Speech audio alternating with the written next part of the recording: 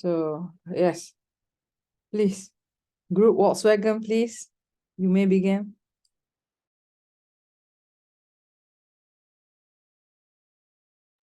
Assalamualaikum warahmatullahi wabarakatuh, and hi, my name is Nizam.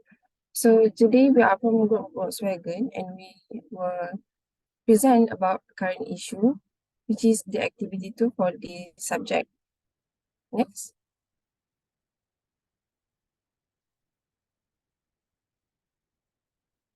So actually I would like to introduce some of my members.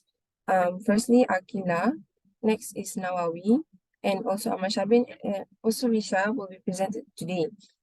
So we will present our findings from the issue, the law breach, the sanction, the action to prevent, and also the lesson learned. Next.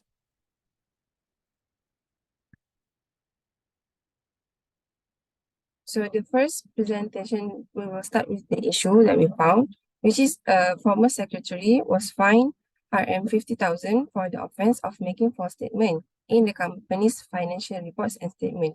So this issue were found, this issue was found from the SSM website, which is the breach was Narayanan Mutia, which is the former secretary.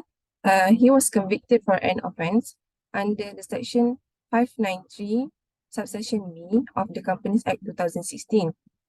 After pleading guilty to make false statement to the SSM Registrar of Companies regarding the signatures in the Independent Auditor's Report on the financial reports and statement for the year ending 31st May 2017 for the MGB Recycles Company Sdn Bhd. So the case was first issued by CCM in July 2020, and the CCM charged the former company secretary for making false statement in the company's financial statement report. So the relevant law here is the section 259 subsection 1, which is stated that the company shall lodge with the registrar for each financial year the financial statements and reports required under this act. Next, I'll pass to the next presenter. Okay, so I will be talking about the law breached. So the court had found that Mr. Narayanan Mutia was alleged under Section 593B for the Company Act 2016, where anyone who intentionally provides false or misleading information to the registrar regarding the business of a corporation or any matter or thing needed by the registrar for the implementation of this act or the enforcement of this act, or who knowingly authorize or permits the provision of such information, commits an offense and is subjected to imprisonment for a term not exceeding 10 years or a fine not exceeding 3,000 or both.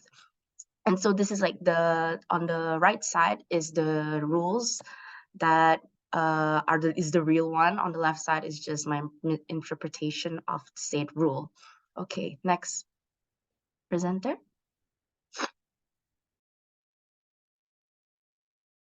Okay, next for the sanction given to Mr. Narayanan. So for this case, the maximum sanction that Mr. Narayanan can get is a 10 years of imprisonment or 3 million of fine or both. This is under section 593B. So for this case, Mr. Narayanan, the court has held that the sanction should be given to Mr. Narayanan is a fine amounted 50,000 for his offense. So if he fails to pay the fine, he may serve prison up to 6 months. So this sanction has been settled by Mr. Narayanan after the proceeding ends. Okay, next. Okay, for secretary, what should do to prevent the charges for making fraudulent financial statement? A secretary should take the following steps.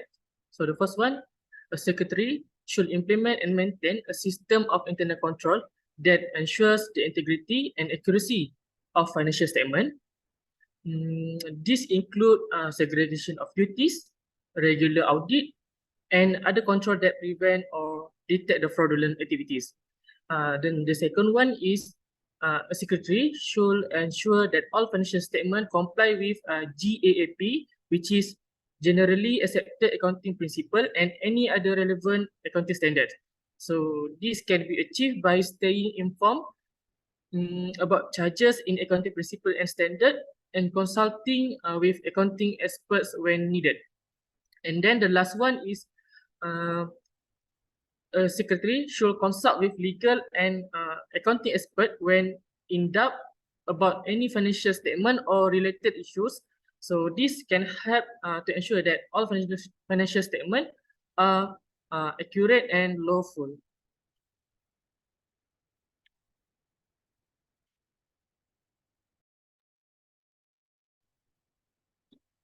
Okay, so hello. I will present about what the secretary can learn from this case. So the first one is the secretary can learn to be honest and transparent.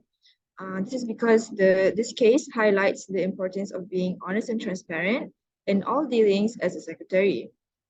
Any false misstatement or misleading information can have serious consequences for the company and its stakeholders.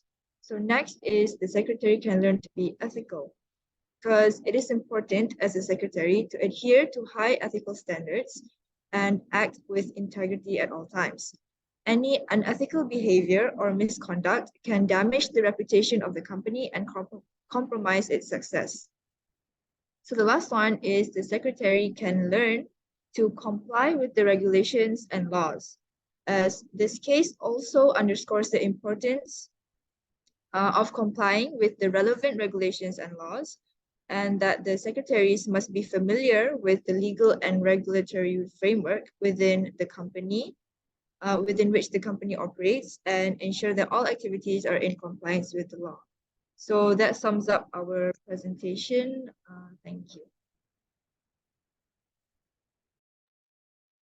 Thank you very much.